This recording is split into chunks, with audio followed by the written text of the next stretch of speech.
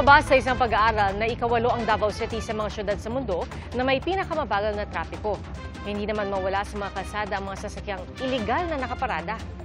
Saksi, si Marie Zumali. Ano nga ba ang mahirap intindihin sa karatulang ito?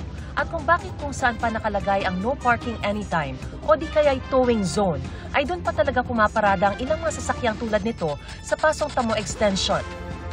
May motor at truck pa. Pati ang jeep na ito, dito rin piniling magsakay ng pasahero na para bang terminal nila ito. Panay din ang pagpapaalis sa mga sasakyan na susundo ng mga estudyante sa para lang ito na madalas ay ginagawang paradahan muna ang isang lane ng kalsada habang naghihintay. Marami ring jeep na nakaparada sa mga karinderya. Ang truck na ito kumakain ng lane habang naglo-load ng kung ano-ano mula sa junk shop. Meron ding sa kalsada nagpapa-car wash. Dagdag sa pagpapasikip sa daloy ng trapiko ang construction na ito na kumakain din ng isang lane ng kalsada. At ilang pang pagkukumpuning gaya nito.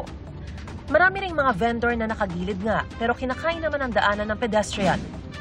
Kaliwat ka ng pasaway at mga sagabal nga ang ilan sa itinuturong sanhi kung bakit may mga oras na bumibigat talaga ang daloy ng trapiko dito sa may Pasong Tamo Extension gaya ng inabutan namin. Wala kaming panigit kaya sila hindi natatakot na magpasaway dito sa Along Pasong Tamo Extension po. Gayunpaman, nagde-deploy pa rin daw ang Bantay Bayan Peace and Order ng Barangay Magallanes ng mga tauhan araw-araw para tumulong sa pagmamando ng trapiko. Ang mga ganitong sagabal ang lalong pang nagpapabagal sa daloy ng trapiko sa ilang pangunahing lungsod sa bansa.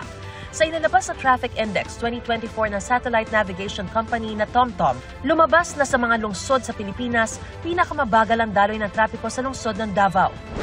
Pang-14 naman sa buong mundo ang Maynila, habang pang-26 naman ang Caloocan. Para sa GMA Integrated News, Mariz Umali ang inyong saksi. Mga kapuso, maging una sa saksi.